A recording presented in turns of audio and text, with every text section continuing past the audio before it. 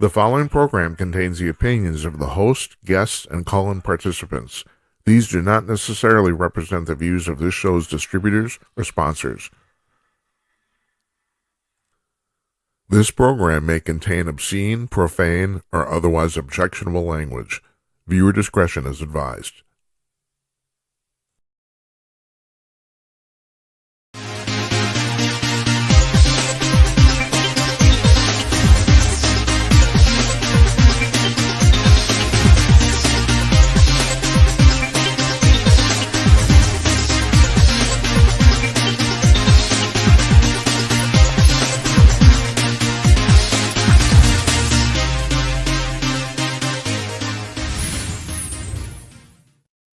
Yes, coming to you cordless, everybody. It's Tuesday, January 2nd, 2024, and you're still hungover, aren't you?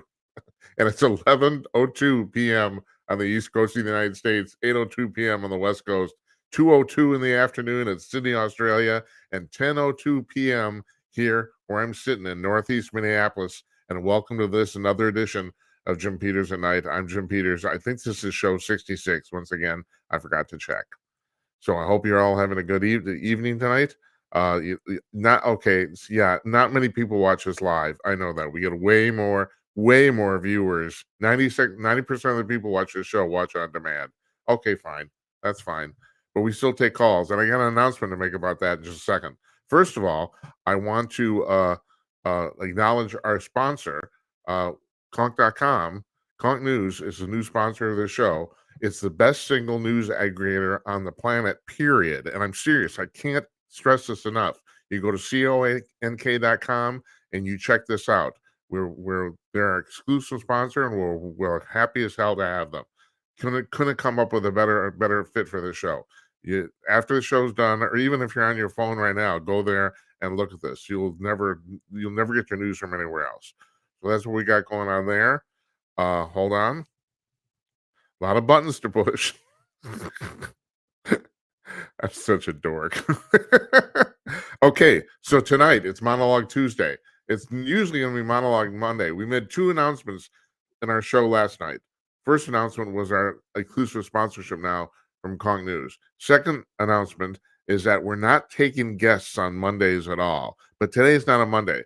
Yesterday was not a normal show. It was basically just to announce this new sponsorship and a couple of things that we got going on this coming year. We didn't discuss the news. This is really our first show of the year, even though we did a show yesterday. Got that? Okay. So on Mondays now, or actually the first day of our week, we're not booking guests at all. We're not going to. The reason, there's too much news that happens during the 3-day weekend, and someday in cases like, for example, next week I have to take Monday off.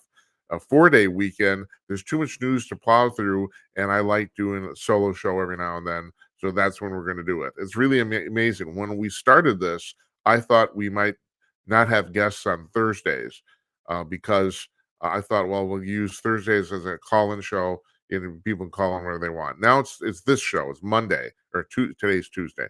It's the Monday. It's the first. You know what I'm talking about. It's the first show of the week. Okay. So this is it.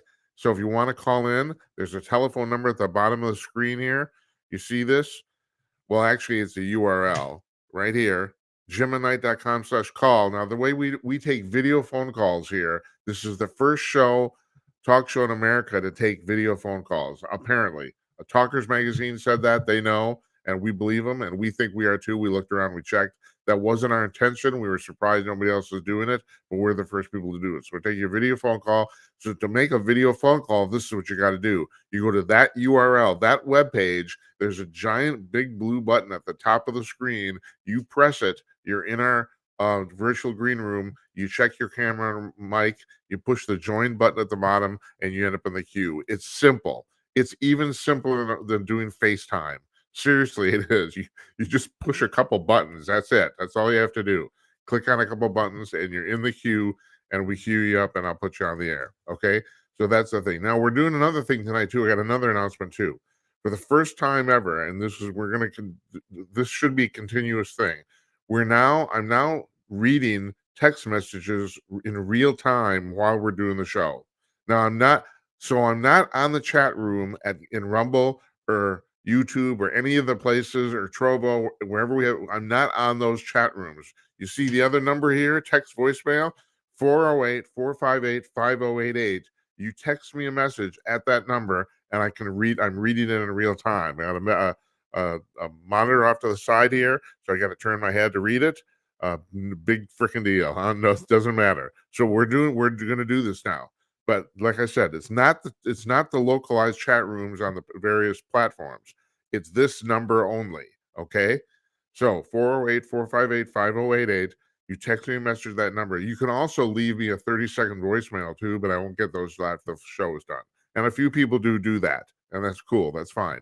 But I won't listen to them. But now I'm gonna read these text messages while we're on the air. So especially on day to day, Monologue Tuesday, when we don't have a guest. So normally if we have guests going, well, first of all, a lot of times we pre-tape the guest interviews in the afternoon. So then obviously I'm not checking any text messages during that, but I don't really want to be distracted while interviewing somebody, especially we got a lot of big time guests on this show and they're long interviews. So I don't want to be distracted. So I don't know if I'm going to read the text messages while those things are on there. Although it might be cool if you have a question for a guest, it'd be better for you to text it in than to call in. That's for sure. So if you want to send me a text message, you go right ahead. 408-458-5088. That's our other announcement today. I did not make that announcement last night because we had too many announcements to make. So, okay. So no guest tonight. What happens tomorrow? Okay. So we're a little late. Santa Claus is going to be here. And we're checking in on Santa Claus. We came to the realization before Christmas. Now, first of all, Santa was supposed to come on our last show before Christmas. He had a personal problem. He could not do that. And it was very, very legitimate. And so we had no trouble forgiving him for this at all. But the thing is, we even decided even before then that we should check in on Santa to see what he's doing during the rest of the year. Everyone always checks on Santa the week of Christmas. Well, okay, so the whole Christmas run is done. So we're going to check in with Santa tomorrow to see how that went and how he's doing. And we might check in with Santa in March and July too. Okay, you got that? Because no one ever talks to Santa in any other times of the year. So we thought that might be a good idea. That would be kind of like a running bit. You know what I mean? Okay. All right. Thursday, Jeff Meyer, the CEO of Calling News, is here. And they're our latest sponsor. So he will be joining us on the first week of every month, usually on a Wednesday. This week, because we did not do a show on Tuesday, it will be on Thursday. So he's joining us on Thursday. Next Monday, we do not have a show. We're taking the Monday off. So once again, it'll be Monologue Tuesday. Now, for the rest of the month, with the exception of one day, we have guests booked up for the whole rest of the month. I know. It's like I actually got my shit together. Who would have known it? So, yeah. So, and we have some really great guests coming. Stan Gordon, the UFO researcher, he's coming on. Ed Morrissey, the editor, the chief editor of hotair.com, he's coming on. I think that's the 23rd. I'm not sure. We got the guy named Albert Rosales. He's coming on. He has written, 18 books documenting. He's not really documenting alien abductions. He's documenting what he calls humanoid creatures. So some of them land in spaceships, but some of them are just seen out in the woods, like Bigfoot, but not like Bigfoot. There's an amazing number of people in the United States who have reported seeing basically large winged humanoids. Now, if you know anything about the Mothman thing that happened in Point Pleasant, Virginia, in the 1960s, so what those people saw supposedly was a very large human-like figure, like 6-7 feet tall, but it had wings, and it flew. But it's amazing how many people have reported something like this. We're going to do UFO news later on, or paranormal news, and I have a couple of thoughts on that, based on a couple of things I've read recently. And it is amazing how many. Anyway, this guy's name is Albert Rosales. He's written 18 books on this, if I'm right. It's maybe I've got that figure wrong, but it's well over a dozen. And he's going to come on. He's going to talk about. He's been researching this for like 20 or 25 years. It is amazing the number of people who report this stuff. Now, I bought his, and I'm reading his latest book, which is on 20. It's on these sightings from 20 to 2015. He's done sightings all the way, literally back to year zero. He's written books on this, and obviously those people did not report to him. But the last, and he's also said this is the last book he's going to write. He's not going forward from 2015 at all. He says he's been doing this long enough, and he has another book on UFOs, but not this subject. So he's still gonna kind of pursue this sort of thing. Anyway, he's fascinating. This is gonna be fascinating. And let me see who else we have on. This is off the top of my head. Jazz Shaw's coming back. Speaking of UFOs, she's coming back next week. I think next Thursday. From hotair.com, the weekend editor there. I call him my brother from another mother because he's the only person I know on the entire planet whose beat as a reporter revolves around conservative news analysis and UFOs. And so I should be sleeping with him somewhere in some alternative universe or something. I don't know. Anyway, okay, so that's what we got going on here today. So let me tell you what's going on, what happened in the news today, or basically what happened over the last what. Well, we did a show last night, but other than that, if you discount that show, I think we've been off like 11 or 12 days or something like that. Well, first of all, the thing that happened today, you've probably heard about this. Claudine Gay, the president of Harvard, has resigned. She's not going to, well, I was going to say she's not going to be there anymore, but actually I have to parse this very carefully. She's not going to be there as president.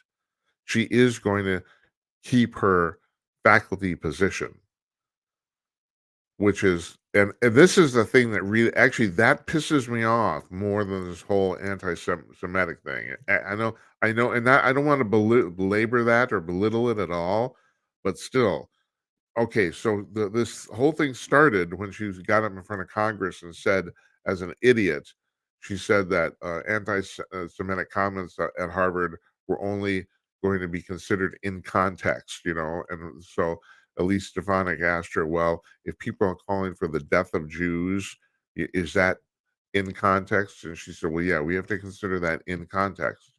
Okay, fine. So, blah, blah, blah, And of course, the thing is, it's so hypocritical because we all know that if you're conservative on campus, you'll be kicked out in 30 fucking seconds. And this is actually my point about this whole thing with her resigning, and that is she is still this guy got lost in the news. It didn't get reported, but it's gotten lost in the whole discussion. She is keeping her faculty position at Harvard. I think she was teaching journalism, which that's hilarious. I'm not sure about that. But the thing is, the real problem is that this woman, it's not that she plagiarized some works. She's a serial plagiarizer. She's been caught copying whole pages out of other people's dissertations and articles for her own. I mean, pages, like copy and paste, It's like, hell, if Joe Biden can do it, I can do it, And so, and no student at Harvard could get away with doing this for a second. I mean, first of all, you would never even get as far as she did. If you you couldn't even plagiarize that, you'd be stopped and kicked out before you could even copy 5 pages in a row. That would no, you'd be gone. And yet they're keeping her and then she said something that I don't write this stuff down, and I should. I do this show off the top of my head. You guys know this. So I got a little outline here. She said something to the effect that she's been striving her entire career to keep high journalistic standards. That's bullshit. That's complete utter bullshit. Just like I said, any student who done even a fraction of what she's done would be kicked out of Harvard. And well, she got kicked out of the presidency, but she's still going to be teaching there. I mean, this is an abomination. And then, of course, on top of all that, she's claimed racism. And Al Sharpton, bless his heart, has to jump on the pile, and he's claiming racism too. He said, well, this woman broke the glass ceiling, and any black woman who's ever done the same thing should, oh, shut up. Shut the fuck up. It's like, my God, the woman's a serial plagiarizer. And like I said, in the grand scheme of crimes, I actually think that's way, way worse as a professor than saying I can tolerate people saying they want to kill Jews. And I'm not tolerating that personally.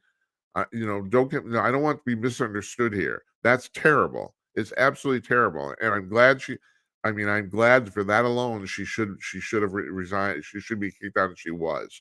But the fact is that she's still there. She has not been kicked out of Harvard. She's still there. What the f? I mean, and I do not. Once again, I don't have to tell you this. If she was a conservative professor, she'd be gone in 30 freaking seconds. There, there's no another way to get around that. The hypocrisy is it's just stinking. I mean, I think David Strom wrote about this a couple days ago about the fact he said that at this point, the people on the left aren't even trying to cover their hypocrisy. They don't even care if anyone notices anymore. They do not care. They know their attitude is that they're in power here, and they know what's going on, and they're just going to plow forward. You know, it's like, and speaking of that, so it turned out today the final figure came out that 300,000 there were 300,000 migrant encounters by the Border Patrol in Texas in December. That's not for the year, not for 2023, just December. So far, and that doesn't count the people that stuck over the border and never talked to an agent. The people who actually truly got in clandestinely. I mean, technically, these people, if you stop and you register with the agents, you're technically not illegal. I mean, you're not, you don't, you're not a citizen or even a resident, but you've at least checked in. You started the process technically. But that's 300,000 people who just came here and got in. That doesn't count the people who did not bother to check in at all. So at this point, we from what I understand, since Biden took office, 8 million people have come into the country illegally. 8 million. And that's well over 2% of the entire U.S. population. Now, that may not sound like much relatively speaking, it's enormous. We increased the population of the United States by 2%. Now, all right, like I said, technically they're not citizens. We did not, but there's 2% more people living here than there were 3 years ago. That's huge. And of course, who are we fooling? The plan of the leftists is to sooner or later give all these people the right to vote, and so they will end up increasing. 90% of them will vote Democratic, and they will end up increasing the voter rolls, their constituency by 2%. And as close as elections have been now, that could be the difference. So, yeah, those of you who had a good New Year's, I hope you did. I hope you went out party. I hope you didn't get hurt. Anything like that. In France, they called it a success because they're. I'm not making this up. They had a successful New Year because only 745 vehicles were set on fire in the country. only 745. It was way worse last year. Why why are we tolerating this shit? Why? It's like people are setting cars on fire, and oh well, look at that. It's really not that bad. Oh my god.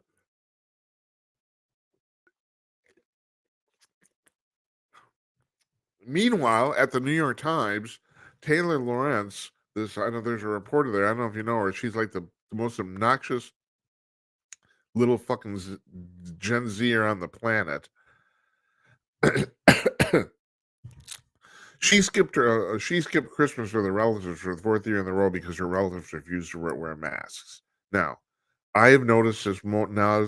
I go out, I do the shopping for my family, the grocery shopping, and I kind of enjoy it. I mean, let me put it this way: it doesn't bother me. That's a better way to put it. I like getting out. I'm sitting on my ass all day long. It's like, so I enjoy actually getting out and moving around, and I going out and shopping shit. So I've noticed here in Minneapolis, in Northeast, we have the Quarry, our giant outdoor shopping mall here in Northeast, and I've noticed more and more people wearing masks. I did notice yesterday, no, a couple days ago, yeah, last week I noticed a couple in their car in front of the Cub Foods, the grocery store, excuse me, at the Quarry. They're in the car alone. They're both wearing masks. They're obvious, it's like I'm making an assumption here that they're married, and I think that would be pretty good. They look like they were in their 60s, maybe in their 70s. They're both wearing masks. And I know what happened here. The woman talked her husband into doing it. That's usually the way this works. If you don't put your mask on, I'm not gonna let you in the car. Oh, shut up. And I am astonished in retrospect. I gotta tell you, I'm astonished by how political the mask thing became. I just assumed that once this was over, and this is a more important point, it was determined that the masks were useless for this particular COVID virus, and they are. Every every single study has either been inconclusive or shown that they don't work. There's not a single study I'm aware of, and I spent about 2-3 years working on this very, very carefully. When I was the editor of Kong News, we tracked this very carefully, and I don't know of a single study that said, well, there's a few studies that said the masks might be minimally helpful, like 1 or 2%. Virtually not at all. But there's a whole bunch of them that said the masks were useless. And apparently it's a cut and dried thing. The COVID virus is small enough so that the masks can't filter them out. Simple.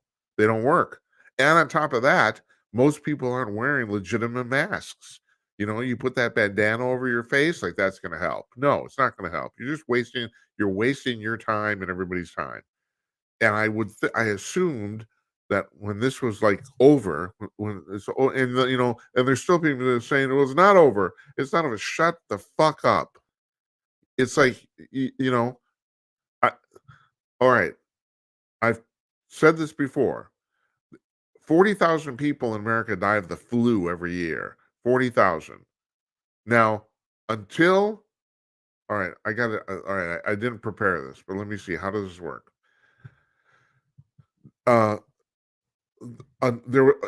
were like 2-3 years into the COVID scare when finally the COVID deaths caught up to the flu deaths per annum.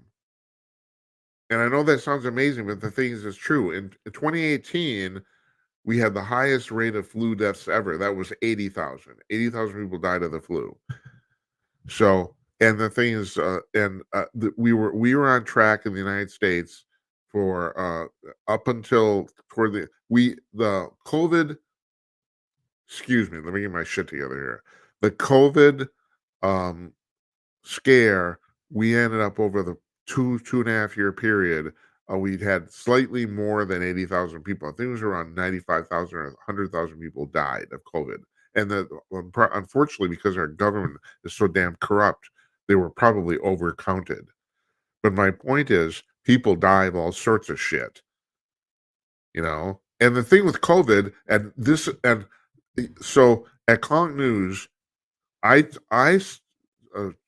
set the starting point from Saturday, March 10th, 2020. That's basically when the lockdown started that weekend.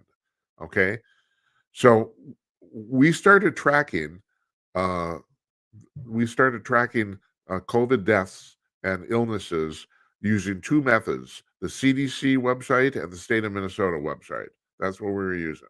We're here in Minneapolis, right? This is starting the second weekend in March.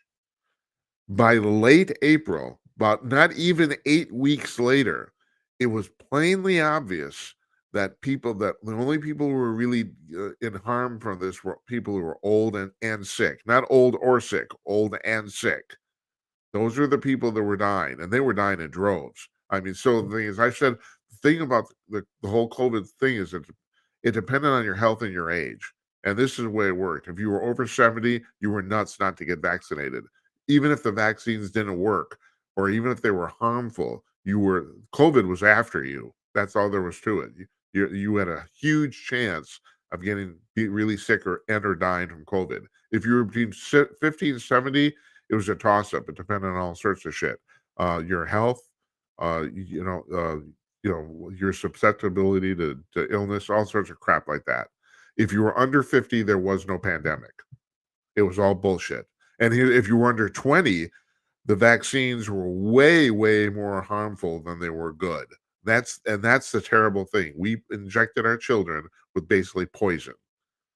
The children, young people were not at danger to this at all. I think, if I'm correct, I think of all those 80, 90,000 people who died of COVID, I think only like less than 300 of them were under 20. I think it was a statistical anomaly. Anomaly. So I don't, so anyway, getting back to this thing, Taylor Lawrence, this reporter, she's apparently a reporter. I don't know. She's an activist reporter. They all are now, aren't they? So she wouldn't go to her family Christmas party because they refuse to wear masks. It's just complete crap. I thought we would come out of this and people would go, oh, we're back to normal again. So some people don't want to get back to normal. They don't. They don't want to get back to normal. And the thing, and here's the deal. I know there's a few people, because I have a friend of mine who qualifies for this, who she has a very severe autoimmune disorder. So she wears masks anyway, a lot of the time. And she did even before COVID. So that's it's easy to go out and stereotype, and I just did this couple in this car, you know. But the thing is, you can almost, and I hate to say it, it's mostly women. You go out, you see women wearing masks all over the place, and well, it's easy for me to be sexist, and so I'll be sexist now. I'll be a misogynist pig. I'll just say this, that my experience after being alive 68 years is that women are way, way more afraid of things than men are. Way more. I mean, it's matter of fact, it's endemic. I don't, I'm making a grand generalization here. Obviously, not all women are, and not all men are not afraid. That's for sure. But still, I'm making a generalization. And you go out, if in my neck of the woods here in Minnesota, you go out and if you see people wearing masks, 95% of the time it's women, not men. And usually when it is men, they're with women. They're with women wearing masks. So I thought we'd all go back to normal, I thought, but it's become a political statement. It has. And also it just goes to show the fear of some people in the populace. I don't, and is it my job to stop these people on the sidewalk and at the mall and say, look, that isn't helping. You're wasting your time and your money if you're buying these things. And I'll be called a Philistine or, a denier or something. I mean, I could also stop people and say, climate change is complete bullshit, and they'll tell me I'm nuts. I mean, it's only a matter of time before there are people on YouTube telling me I'm crazy. We've already been flagged twice. Twice. I didn't even mention this when Mark Morano was on our show about what was that, about the middle. Well, I think it was December 19th. I think we got flagged by YouTube for the second time for climate change misinformation. Right? Yeah, of course. We're wrong. Of course we are. Stupid assholes. But I want to talk this thing about Taylor Lorenz made me think about this. It's like, what happened to journalism? Now, we've talked about this on the show. It's a continuing topic. And David Strom comes on here, and Jazz Shaw, and these journalists that come on regular, Mark Tapscott. We bitch and bitch about this, but we have a whole class of people now who think it's their job to tell the public how to think. And it's disgusting. And the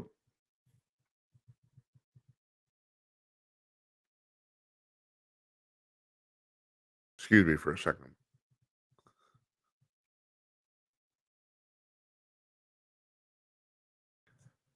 Journalism has become like Hollywood. So let me tell you about Hollywood, because this is what you don't know. This is what no one will ever admit to you. And that is, dramatic film acting takes no talent whatsoever. I don't care what you think. I don't care what you've done. I don't care how many productions you're a lead in high school. I'm not talking about stage acting. I'm not talking about comedic acting. I'm talking about dramatic film acting. It takes no talent. Here's case in point.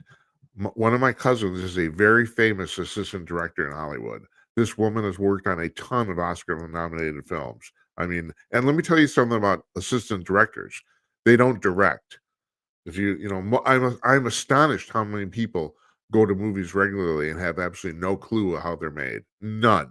Matter of fact, a friend of mine sees more movies than anybody I know, and he has no clue on how they're made. I mean, I just find this amazing. You'd think you'd be curious after a while, but whatever. So anyway, my cousin is assistant director. Assistant directors don't direct. They do all the grunt work for the director. In other words, it's mostly a logistical position. You're in charge of schedules. You're in charge of making certain the actors show up and they're sober and they know their lines. You're in charge of props and sets and all that stuff. They take care of all those details to let the director actually direct. Got it? As a matter of fact, it's to the point where I mean, if I'm right, my cousin has never directed a scene in their entire life. Even if they need another director, they call in what's called a second uh, what's it called? Second crew director. That's what. So she doesn't direct, but she takes care of all this stuff. But that's it's an extremely crucial job, and she's very good at it. She's been very, very well paid. So she tells me, she said, Jim, we have this down to such a science now that we can I swear to God, she actually told me this. We can pick somebody off the street at random, and as long as they're sane enough to follow directions, we can make them look like an acting genius on the screen. And I know that's true. I know it is. I have done enough direct. I haven't done a lot of acting, but I've done enough. I've been had some minor parts in some films and stuff to know how this works, and I know that's true because the caveat to that is comedic film acting takes an enormous amount of real talent.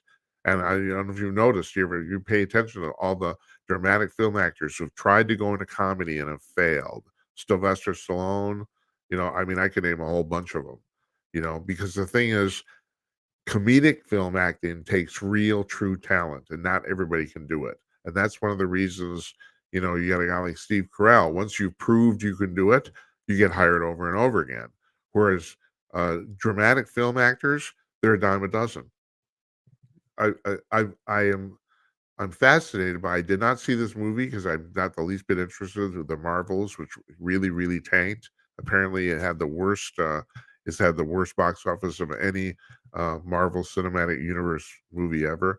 But people make fun of Brie Larson because, well, she's a very, very attractive woman, and she seems to be competent on the screen. She can do the job, but beyond that, what's going on there? Nothing. It's like no.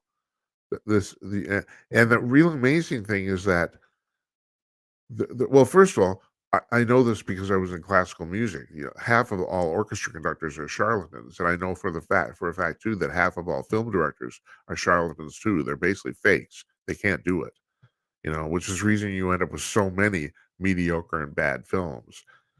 Jay Leno pointed that out years ago. He said, if if if television ran the way the movie business ran, the networks would be bankrupt, and they would, because there's so much money that's thrown into movies that end up failing, but they can't do that on TV because there's a whole infrastructure of network that has to be maintained, and so they only hire people that they absolutely positively know can do the job. And even then, people fail, but still, at least you get competent, you know, work. So the reason I brought all that up is this, and that is journalism has become the same way. These people who get out of journalism school would like to let you think there's some great dark art to doing this. There isn't. It's all bullshit. No, it does take a lot of legwork. I mean, if you're going to do it right, it takes a lot of work. I'm not saying it doesn't take a lot of work, but there's no magic to it. You don't need a lot of talent. Um, there's a guy named Sid Hartman that wrote sports for the Star Tribune here in Minneapolis, and he literally he worked until he died, and he died at 100. No freaking lie. He was 100 years old, and he's still going around.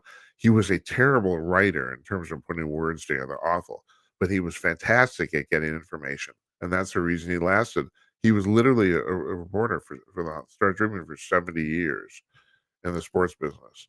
And he had very idiosyncratic. He ended up doing radio shows and all that sort of stuff. But he was a terrible writer. He couldn't write to save his life, but he was really, really good at getting information. And of course, if you're a reporter, that's what you want to do.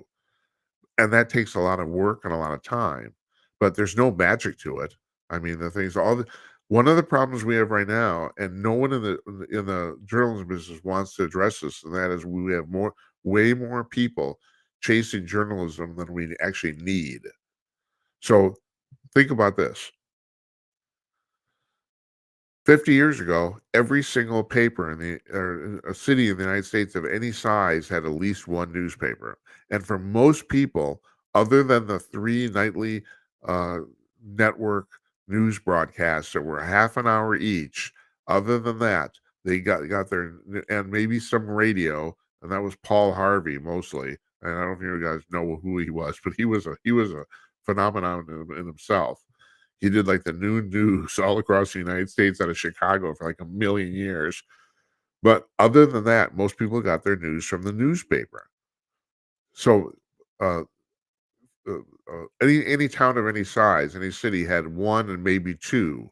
Other one you get to New York and Chicago, maybe three. But still, I mean, I grew up in a town.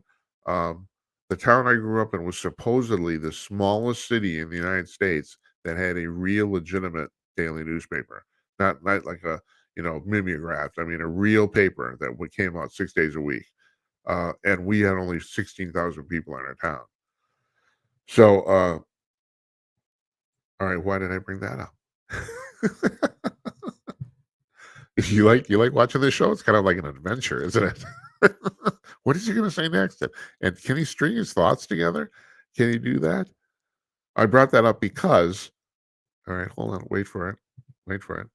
I brought that up because um, that's where people got their news. And this is why I brought that up, is because you got all your news from the newspaper, including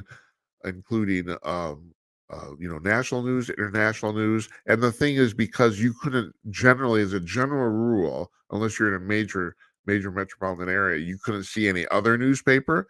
That's where you got all your news from. So now all these newspapers, they all went online, all of them. Okay, so the other than the local news for that locale, any news you're looking at in any paper, you can get in any other paper anywhere. The Associated Press was formed to be able to distribute national and international news to local papers. That's the reason it is. And of course, it still exists, but you don't need any reporters. If you got a reporter in Davenport, Iowa, writing for the paper there, and the newspaper in Davenport, Iowa is online, you don't need that national news. You can get that from Wall Street Journal or Epoch Times or something. Now you can get them from the national newspapers. And so now we have a whole bunch of people who used to be or still are actually employed in the newspaper business who frankly aren't necessary, because other than like, and then the amazing thing is, I never been able to figure this out. People local People do not seem to be that interested in local news, which is the very reason you want a local newspaper. You know, uh, even the talk TV business. Well, there's not a lot of local talk TV business. There's some, but not a lot. But there's talk radio, and I gotta admit, I don't want to do local talk radio. I don't. I've done it in the past. I don't want to do it. It's just I'm not that interested in local issues, and I'm glad some people are. But my point is, there's way too many journalists employed now. They are, or chasing jobs. I mean, they aren't that necessary. You're on Twitter, X. You either got people who are employed as journalists, or people who want to be employed as journalists. That's what you got. That's basically the whole thing. Believe it or not, now I got to stop and do a commercial. So yeah, we're gonna do this commercial at Clunk.com here. So nope, that's not what I was gonna do. Here's the website.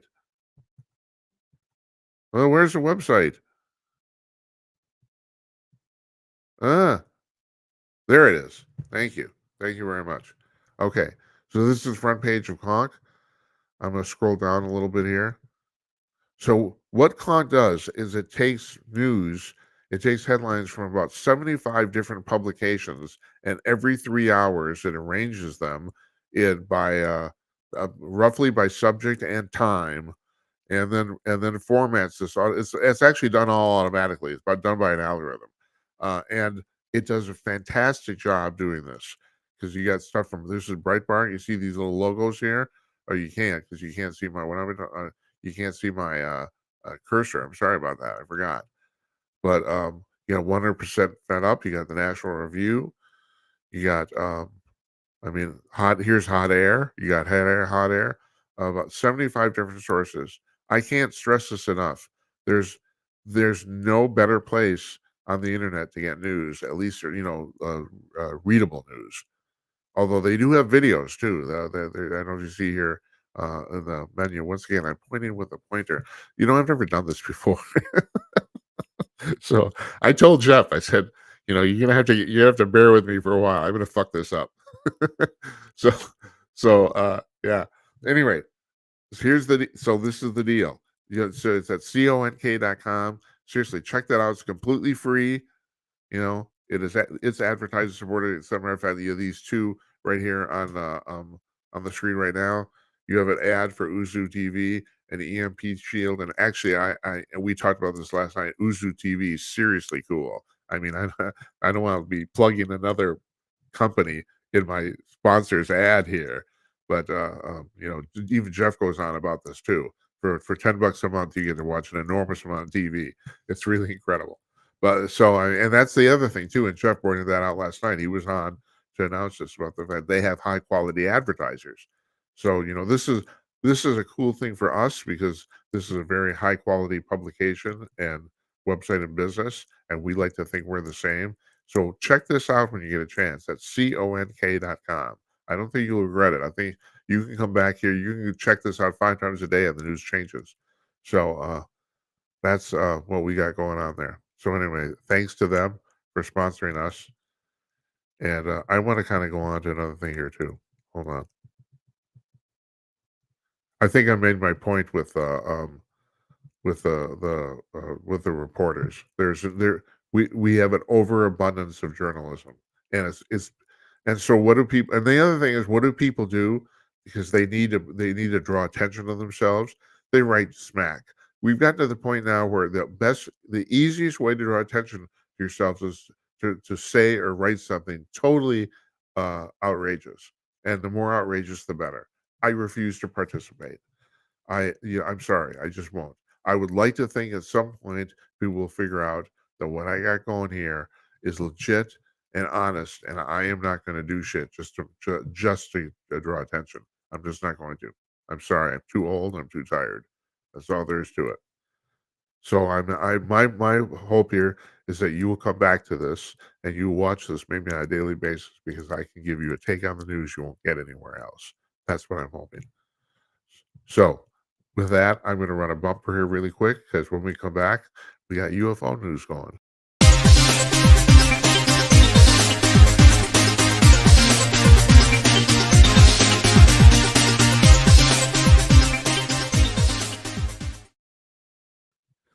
All right, so this is what happened in the UFO news in the last since we broke 12 days ago. Just before Christmas, I think it was the day before Christmas, or I might be wrong, the day after. Excuse me a second.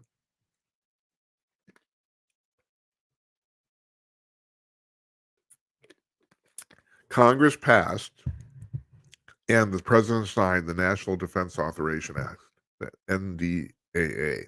Included in that was something called the UFO Disclosure Act that was included in that bill. At the last minute, several Republicans had most of the guts of that stripped out. It was supposed to account for complete transparency to the American public of anything the government knew about UFOs and, by extension, extraterrestrial life. They were supposed to tell us when and if they found something out, and that got stripped out. It also got stripped out by the president, who had the president signs bills. This is a relatively recent phenomenon. They now attach what's called signing statements to them, where they kind of explain why they signed or why they didn't sign, why they vetoed a bill. And one of the things the president said in there is that he was glad that this was stripped out because he said there's too many national uh, security um, ramifications to telling the public too much about this, which is bullshit. It's total bullshit. I mean, it's basically the reason that they wanted to do it. And when I say they, and I had to give him credit, Chuck Schumer was basically spearheading this. He really, really wanted this in the bill. He fought for this very hard, and the people who were fighting for this was pretty much bipartisan. This is not a partisan thing. But it didn't make it, and Chaz Shaw wrote about this, and he wrote about this again today. He wrote about it when it happened a week or so ago, and he's coming on the show next week, so we got a lot to talk to him about. But it's basically we're back to square one. Now, what I've said in the past, and as far as I can tell, this still holds, and that is that there's a huge internal struggle in the Pentagon on how much to tell the public about this. Also, but however, as I also said, that what's come out is that obviously something exists because people wouldn't fight it so hard. If there's nothing to tell us, nobody would give a crap, right? So in some ways, the eh, not just the internal but the external struggle is in some ways confirmation of the fact that something exists. Now, what exists is that I've said this before. We have crashed extraterrestrial spacecraft. So if they're extraterrestrial spacecraft, that means extraterrestrials exist. Now, the amazing thing is nobody in the government wants to put that together. I've said that. I said this even last night. Christopher Mellon, the former assistant deputy secretary of state or whatever the hell it is, whatever he's one of those guys. They have assistants and they have deputies and then they have assistants to the deputies and whoever knows. But he was one of those guys. I mean, he said very famously in an article in the Wall Street Journal about a year ago, he said that the thing is nobody in Washington wants to say the A word, and the A word is aliens. You know, so now I've been saying for 30 years we have these crashed spacecraft, and the reason I've been saying is because there's government documents that point to it, plenty of them. There's hundreds of them, and nobody in the press wanted to report on this. Nobody. And I don't know if they didn't want to touch it because they thought they'd look foolish, or if they're being paid off. And God knows that happens way more, ladies and germs, than you think. That the government pays people off. I mean, who was it? There's a and I have to look at this for tomorrow's show because I just caught a glimpse of this today in some cable news show about the fact that there's some former CIA agent who says he's been told by his former colleagues that the CIA is planning on basically uh, uh, rigging the coming election. And the thing is, no one, if they did it, no one could prove they did it. That they're beyond reproach. These are the same people who I think quite possibly, I don't want to say probably because I'll say allegedly, killed John F. Kennedy. And there's a lot of evidence to suggest that they did. And so they've been doing shit forever, So now he comes on and says that he's been told that they're going to rig the election. Oh, yeah, that's great. That's fantastic. Now, we've had, the thing is, I've gone on about the 2020 election, and I need to go on about this again because once again, my proof, I don't know, not my proof. I have evidence. My evidence is that Joe Biden didn't draw more than, with one exception, didn't draw more than 200 people to any campaign event the entire time. He still doesn't draw people. He was in Milwaukee just before Christmas. 100 people showed up. I keep track of this shit. I do because I know it's like basically he's the president of the United States. 100 people showed up. And some of those people worked at the factory that he was talking at, that he was giving his speech in, and so they showed up because they were there. They had to. Nobody shows up to hear this guy talk. Nobody. Now he can't talk. He's frail and elderly, but he's still the president of the United States. For Christ's sake, you'd think somebody would be interested in just showing up to shake his hand, or something. No, nobody is interested in seeing this guy. Nobody has since he started running, and even since he's been president. October 2021, 10 months into his presidency, Lancaster, Louisiana, nobody showed up to see the president. No one. Zero. Big fat zero. And I kept track of that too. That's why I remember the place and the date. It's like, okay, so so my point is, like I said, I have no proof that the election is rigged, but that's my evidence. There's evidence. That's enough evidence in my mind to launch an investigation. Nobody agrees with me, but I think so. But here's the deal: there's been there's been evidence in the past in 2000 and 2004 that the Republicans rigged the elections, the presidential elections. So it's like not exactly like I'm not saying the Democrats are evil here by doing this, but everybody's evil. Who are we fooling? So I mean, this has been going on for some time. We know it's basically considered a historically accepted fact now that John Kennedy won the 1960 election by cheating. And he didn't actually do it, his father did. But his father paid off people in Cook County, which is Chicago. And that election, to this day, that's still one of the closest elections in American history. Uh, he paid off the people in Chicago, and that tipped Illinois, and that tipped the whole election to him. That's how close the electoral count was. One county made a difference, and supposedly Nixon knew that, and he did not contest it. He did not. And there's some evidence that in 2004, Kerry knew he got screwed, and he didn't contest it either. Trump, of course, being a big loudmouth, he's gets set up. I got cheated. Yeah, well, yeah, he probably did. That's so there's plenty of evidence this has happened in the past. Plenty. So why did I bring that up? Something to do with the UFO thing, you know? Uh, where was I going on that?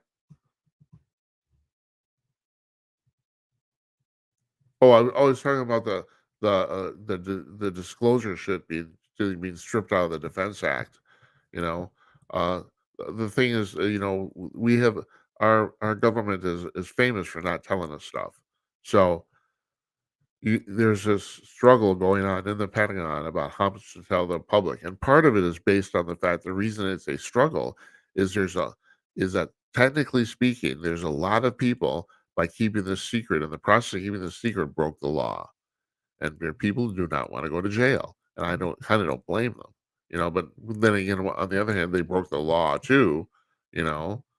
Now, currently, the ARO committee, which stands for the Analogous All Domain Resource Operation, something like that, AARO. They're the people that now try. That's the part of the Pentagon that's now keeping track of the UFOs. Well, in 2021, Congress passed a thing that if you report to ARO, you are automatically immune from prosecution for anything you did wrong in that arena. So in other words, like David Grush, he reported to ARO the fact, as he's gone on, he says we have these crash spacecraft, we have dead alien bodies and all this sort of stuff. But because he went through the proper process, apparently he is now immune from any prosecution of anything he did wrong during that process. And that has prompted quite a few people to come forward, apparently. But you're talking about maybe hundreds or thousands of people that have their necks on the line here. So, and also, if you don't have any actual information to parlay, well, then you have no reason to go in front of the committee. You're still not exempt. Anyway, this is going to go on for a while. This is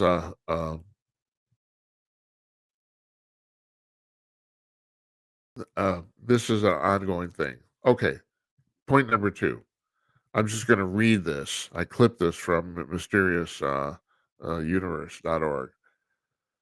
In a recent podcast with UFO researcher Chris Lado, scientist Bob McGuire revealed that he was conducting underwater classified experiments on the USS Hampton submarine in the late 1990s when they encountered an unidentified submerged object that blew by us like we were standing still. Now, this is the amazing thing. This object supposedly was going faster than the speed of sound underwater. they're in a freaking submarine, and this thing went past them at 700 miles an hour. Now, if I'm right, the fastest submarine on Earth only goes about 50 miles an hour, and I think the American subs only go about 40. And you have missiles that maybe go 100, 120 miles an hour underwater. We have nothing that even comes close to that. It went past them at 700 miles an hour. And then I'm watching Ancient Aliens during the Christmas break. I saw this just a little detail that I found really, really fascinating that they reported on. And then I ended up getting online. I confirmed this too. And this is in 2018, I think it was. Now I've forgotten the date. I think it was 2018. So it's standard weather satellite images, about they take hundreds and hundreds of them every day. So they took a picture and I assume this is a geosynchronous satellite because the picture is fairly far away. You can see the entire globe. And on the picture is a contrail that goes from the South Pole to the North Pole. Now, you know what a contrail is, or some people call them chemtrails, but they're actually contrails. That is, no, I'm sorry, they're contrails because it stands for condensed water. That's what the con part stands for. So when you're in a jet, and if the conditions are right with the temperatures and the moisture in the air, when the jet plows through the air and the exhaust from the jet engines actually creates a little cloud line. And you've all seen them. You see them all over the place. You look up. The conditions have to be kind of right to do that. Doesn't happen every single time, but the thing is that you get a line in the air. Now, contrails last at the maximum. They're only there for half an hour and usually only 15 minutes. So somebody figured out for this contrail, it's 13,000 miles from the South Pole to the North Pole. If so, for this contrail to exist intact for that entire amount of time, basically for 15 minutes, that thing had to be going 70,000 miles an hour.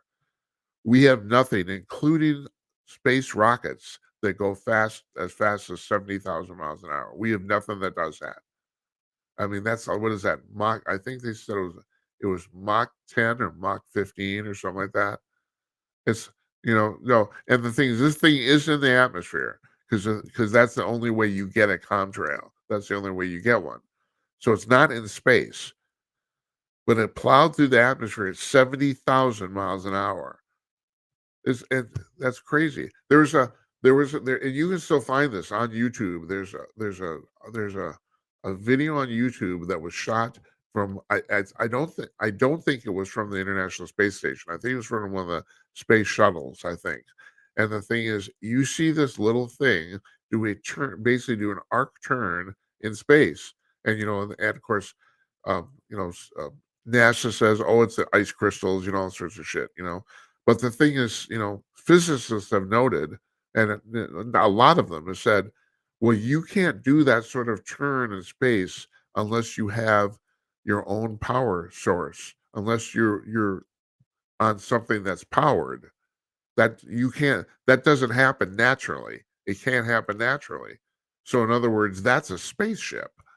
That's the only, that's the thing. The only way that said that's the only way you could do that happened. It's just little things like that. It's just, and they're kind of irrefutable. The thing, the YouTube thing. Well, there's no other way you could do that unless you have a power source attached to whatever is making the turn. Now you can't actually see in the video. It's basically just a little light, that does that. But you can't see it what it is. But the thing is, like I said, it's physically impossible to do that unless you have a power source connected to whatever it is doing it. What do you say? What do you say about guys who are in a submarine and someone passes them at 700 miles an hour underwater? What do you say about that? What do you say about a contrail from the North to the South Pole, half the distance around the Earth, that's there in one piece? That you can still see the whole thing. They photographed the whole thing, which means that whole thing happened in at the very most a half an hour and probably only 15 minutes to go from the North to the South Pole. What do you say about shit like that? Okay, so what I said last night, I went through the reasons do the show. I'm gonna close on this tonight. And here's one of the reasons. the reason I did because I want you guys to get used to the fact that aliens are visiting Earth. And yeah, you can call me crazy. I don't care. I really don't give a fuck at this point. I just gave you three basically irrefutable pieces of evidence. They're small and they're stuff people don't pay attention to. Not to mention, like I said, the hundreds and hundreds of government military documents that point to crashed extraterrestrial spacecraft. I've said this before. I'll say it again.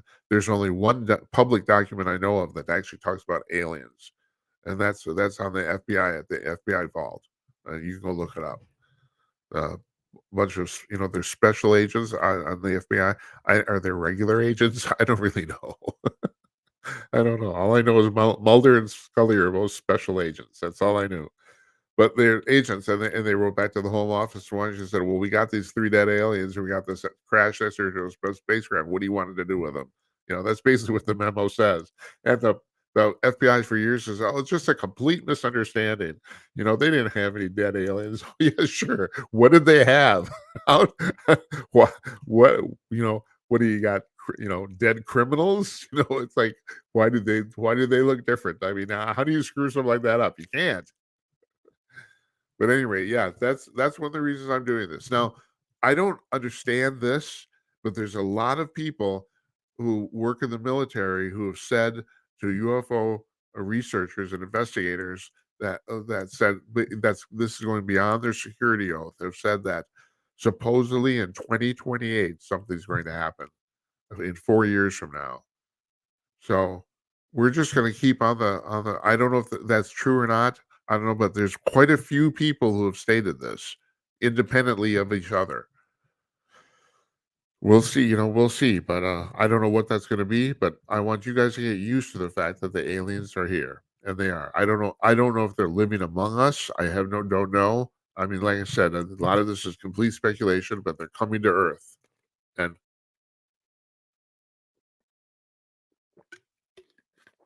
people say, "Well, God, if they're coming to Earth, why don't we see them?" Yeah, here's the deal. There's a shitload of them. They're flying all over the place. They cloak, damn it. And apparently the powers that be know this. Has been the government I have read that people have said that yes, they know that not well, supposedly the CIA has even figured out how they do it. They cloak their spacecraft. Their spacecraft are invisible. And I think they're flying all over the place. Because the thing is now, because everyone has a camera in their pocket, and like I said, I've said this before, the real amazing thing about the UFO thing is the local TV news crews who go out to shoot something on a farm or at the zoo or wherever they're outside. They're just outside doing something, and they'll put a camera up, and just point it to the sky while they're, and then they get back to this. They don't notice anything. They get back to the studio. They start to edit the footage, and holy shit, what is that? And apparently, this happens like daily, all over the place. You know, so yeah, that I'm sticking to my story. The extraterrestrials are coming to Earth. So I want you guys to get used to this because I don't know if there's going to be panic. I mean, it seems like at this point, I don't think there would be.